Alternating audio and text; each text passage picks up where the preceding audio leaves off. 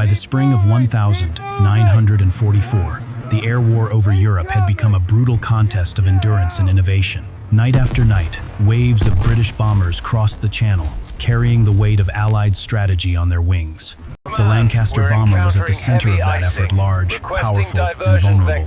Its task was simple in theory: fly straight and level, deliver its payload, and make it home. In reality, nothing about the mission was simple.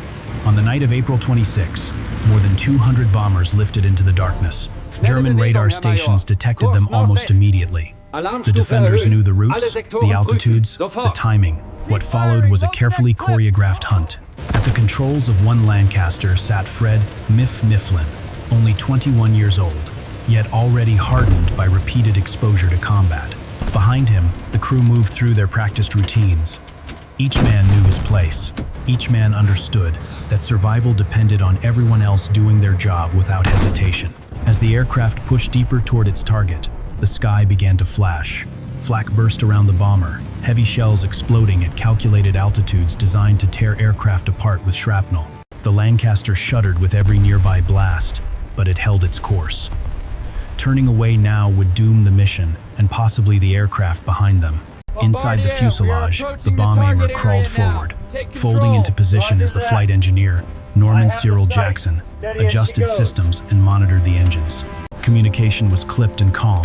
Panic had no place here. 60 seconds. Below them, Pathfinder flares illuminated the target area in ghostly white and orange light. The bomber flew straight into the storm, holding steady as the bomb aimer aligned the sights. The seconds stretched unbearably long. Then came the call every crew waited for. Bombs away. The Lancaster leapt as its load dropped free. Columns of fire erupted on the ground far below, marking the success of the attack. For a brief moment, there was relief. The most dangerous phase, many believed, was over. They were wrong. As Mifflin banked the bomber away from the target and set course for home, the aircraft climbed into clearer air exactly where German defenses were most effective. Radar-guided interceptors were already moving into position. Somewhere above and behind them, a night fighter was closing in, its pilot scanning the darkness for the pale silhouette of a returning bomber. The crew did not yet know it, but their true battle was only just beginning. And before the night was over, the Lancaster bomber would be pushed beyond every limit it was ever designed to endure. At higher altitude, the bomber was no longer hidden by darkness alone. German radar tracked the returning aircraft with precision, vectoring interceptors into the bomber stream. This night belonged to the hunters. Somewhere above the clouds, a night fighter eased into position. The pilot did not rush. He did not need to. Against a fully laden Lancaster bomber, speed and surprise were on his side. Moonlight briefly revealed the bomber's broad wings and tall tail, an unmistakable silhouette. Inside the Lancaster, there was no warning, no shout over the intercom. Only the sudden eruption of cannon fire. 20mm shells tore into the tail section. The aircraft jolted violently as metal shredded and sparks cascaded through the darkness. In the rear turret, the tail gunner was hit. His cry cut through the intercom before dissolving into silence. Mifflin fought the controls, keeping his voice steady.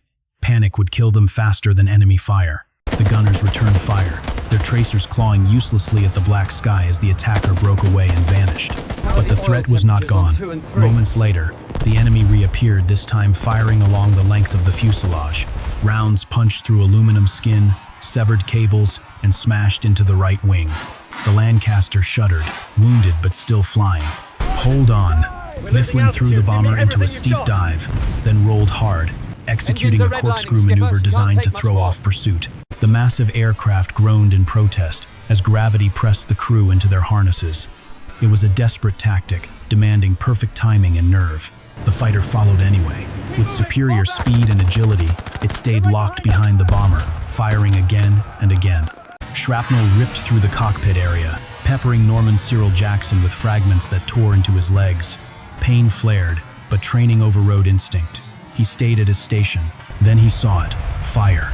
Flames licked along the wing near the engine, fed by fuel leaking from shattered lines. Against the night sky, the fire burned bright and unforgiving. If it reached the tank, the wing would fail. If the wing failed, there would be no recovery. Inside the bomber, the realization spread with chilling clarity. This was no longer about completing the mission. This was about seconds, about whether the aircraft would remain intact long enough for anyone to escape. The fighter disengaged once more, slipping back into the darkness. But the damage was done. The fire continued to grow, eating into the wing with every passing moment. Jackson watched it spread, understanding exactly what it meant. He had seen aircraft break apart in midair. He had seen crews vanish without warning.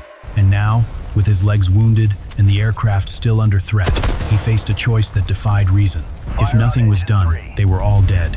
The bomber flew on, burning, as the night closed in around them, setting the stage for a decision that would define the meaning of courage itself.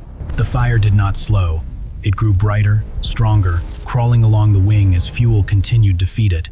Inside the aircraft, the heat could be felt even through layers of metal and insulation. The crew understood what was coming. A burning wing rarely failed gradually. When it went all at once. Despite the pain tearing through his legs, Norman Cyril Jackson did not look away. He watched the flames with the detached clarity of a man who knew the mathematics of survival. There were no extinguishers inside the wing. There was no system designed for this situation, and there was no time. Jackson called the crew together and spoke calmly, almost casually, as if proposing a routine adjustment. He would go outside. The words hung in the air. At 18,000 feet, with the bomber still moving at nearly 180 miles per hour, stepping out of the aircraft meant certain death in almost every known case. The men stared at him, stunned. This was not bravery as they understood it. This was something else entirely. Jackson explained his plan with precision. They would secure his parachute inside the aircraft. He would crawl out through the hatch, make his way along the wing, and try to extinguish the fire directly. If he succeeded, they could haul him back in. If he failed, if the blast or the slipstream tore him away, they were to let him go. There was no debate. There could not be. As the hatch was removed, freezing air slammed into the fuselage with deafening force. The bomber shuddered as Fred Mifflin reduced speed as much as he dared. Even so, the wind outside was overwhelming. Jackson stepped into it. Clutching an escape axe, he forced his way out of the aircraft, driving the blade into the skin for purchase as the slipstream tried to tear him free. Inch by inch, guided by firelight and sheer determination, he dragged himself toward the wing's leading edge. The heat was unbearable. The metal beneath his gloves burned through the fabric and into his hands. Hanging on with one arm, Jackson forced the extinguisher nozzle into a cannon hole and discharged its contents into the wing. For a moment, nothing happened. Then, slowly, impossibly, the flames began to fade. Inside the bomber, the crew watched in disbelief as the fire receded. Against all reason, it worked. The wing was saved. But war rarely allows miracles to stand. The enemy fighter returned. A burst of cannon fire struck Jackson, tearing into his shoulder and leg. Fuel spilled beneath him, and in an instant, the night exploded into flame. Jackson was torn from the wing, his body whipping violently in the airstream as the crew struggled to hold him. They could not. With no choice left, they released him. His parachute ignited as he fell, a burning shape spiraling into the darkness below. The Lancaster, mortally wounded, staggered on. Mifflin ordered the remaining crew to bail out, but he stayed behind with the injured tail gunner. The attempt to save the aircraft ended in tragedy. Both men were lost. Jackson, however, survived the fall, broken, burned, barely alive. He would be captured, recover, and eventually return home to meet the son born on the night of the mission. The price had been terrible, but the meaning of the act would endure. What happened that night was not an isolated act of heroism. It was the product of a wider system, one shaped by technology, doctrine, and a brutal race to adapt faster than the enemy. By 1944, the Allied bombing campaign had become a cornerstone of the war effort. Factories, rail yards, and industrial centers were targeted with the belief that air power could shorten the war and break the enemy's ability to fight. Yet for the crews flying those missions, strategy felt distant. What mattered was surviving the night. The Germans understood this as well. Their response was methodical and lethal. Radar networks guided interceptors with increasing precision, while specialized night fighters were designed for one purpose: to destroy heavy bombers efficiently. The appearance of aircraft like the FW-190, adapted for night combat, reflected a clear evolution in aerial warfare. Speed, surprise, and heavy cannon fire replaced the swirling dogfights of daylight. From a modern American perspective, the mission highlights a hard truth about strategic bombing. Success was often measured statistically, while failure was personal. Each aircraft lost meant 7 lives gone, not numbers on a chart. Each damaged bomber that limped home carried the physical and psychological scars of industrial warfare. The actions aboard that burning Lancaster bomber also underline a central lesson in military history. Technology does not eliminate human judgment, it amplifies it. Radar could find targets, fighters could intercept. But when systems failed, survival depended on individuals making decisions no machine could calculate. For American audiences, especially those shaped by later conflicts and precision warfare, this story challenges comfortable assumptions. There were no smart weapons that night, no remote screens, only men in the dark, relying on training, trust, and raw nerve. Globally, these encounters pushed air forces to rethink doctrine. Defensive maneuvers, crew coordination, and damage control procedures evolved rapidly. Yet none could fully account for the unpredictable fire spreading where it should not, or a single man stepping outside an aircraft to change the outcome for everyone else. Strategically, the bombing campaign continued. Politically, it was defended as necessary. But on the human level, stories like this one remain reminders that every advance in warfare is paid for by individuals who bear the cost long after the mission ends. When the flames finally faded from the night sky, there was no victory to celebrate.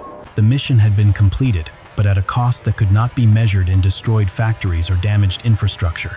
2 men did not return. Fred Mifflin, still barely more than a boy, chose to stay with a wounded crewmate rather than save himself. In doing so, he accepted a truth every combat pilot eventually faces. Survival is not always the highest duty. His decision was not dramatic. It was quiet, deliberate, and final. Norman Cyril Jackson survived against all expectation. Burned, broken, and captured, he would spend the remainder of the war as a prisoner. He would eventually walk again, return home, and meet the son he had never seen. When he was awarded the Victoria Cross, the highest honor for bravery, his reaction was telling. He did not speak of courage or sacrifice. He asked why it was necessary at all. That question lingers. In the decades since, the aircraft have changed. Radar is more precise. Weapons are guided by satellites. Cockpits glow with digital certainty. Yet the core reality of war remains unchanged. When systems fail and plans collapse, history turns on individuals forced to choose under impossible conditions. This story is not about daring for its own sake. It is about responsibility, about a man who understood that the lives behind him depended on what he did next, and who acted without expectation of survival or recognition. For those who study military history, this moment offers more than admiration. It offers a warning. Progress in warfare does not erase risk, it redistributes it. And no matter how advanced technology becomes, there will always be moments when human judgment carries the final weight. The wing that burned that night has long since vanished into history, but the lesson endures. When everything is on fire, when escape seems the only rational choice, what does duty demand of us then? If this story made you pause, consider what lesson you take from it and share your thoughts below. History is not only remembered, it is questioned, again and again.